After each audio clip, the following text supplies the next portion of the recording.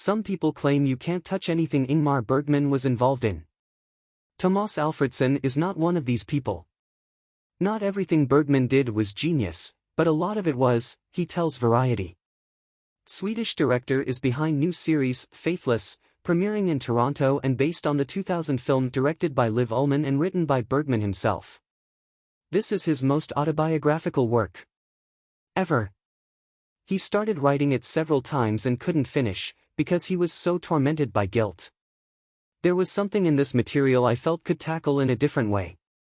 It would be different if I remade The Seventh Seal or Fanny and Alexander, but this? It was open for reinterpretation. Alfredson, of Let the Right One In and Tinker Tailor Soldier Spy fame, made a show that's very free from the original, he underlines. Even though Lena Endre returns to the role of Marianne, tormented by the affair from the past. In the original version, Marianne is dead. She visits David as a ghost, as his creation. We wanted her to be an autonomous person, he explains. The show was written by Sarah Johnson, July 22. Marianne tried to commit suicide, but she survived and they meet. It's fairer this way, but it's a big change. We've also introduced this girl, Isabel, who becomes very important. Her life is destroyed by all this. Produced by Fremantle's Miso Film Sweden, in co-production with SVT and Arte, Faithless was made with the support of DR, NRK, Whale, RUV and Nordisk Film and TV Fond. Fremantle manages global sales. Frida Gustafsson and August Wittgenstein star as young Marianne and her husband Marcus, while Gustav Lind and Jesper Christensen take on David, Marcus' best friend. More time, the show clocks in at 6 episodes, gave Alfredson a chance to focus on multiple point of views. The original is 2 hours and 30 minutes or so, and it's a long time for a feature. But when you think about everything that happens in it, it feels too short. Here, we have the equivalent of 3 features. You can allow yourself to change perspectives. But it's still difficult to understand his character's choices sometimes, as love and lust defy logic. Very true. When I can look at my own life, I recall the moments when I fell in love or attraction and there's no specific reason for it. It just happens. This first ignition, this spark.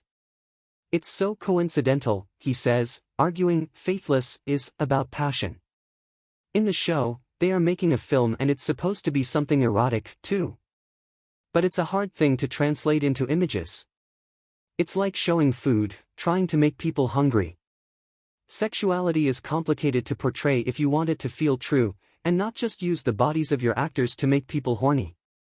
There are many things that have been shown, but also many that haven't. It's embarrassing to do it, it's hard to get it right. But I suppose you should try, he says.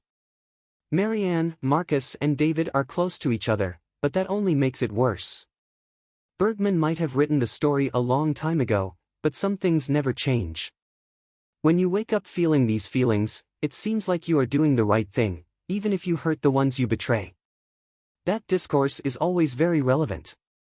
It's something to question, this whole bourgeois format of a family and what's expected of it.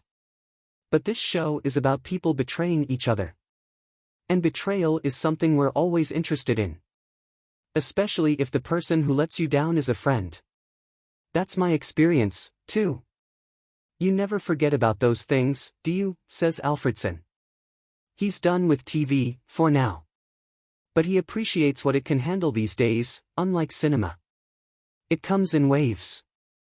There have been times when television has been very radical and open-minded, and feature films were for kids, with people in leotards and space heroes. Ridiculous. The balance has been upset, because there aren't many dramas for grown-ups at the moment. No one can afford it, he stresses.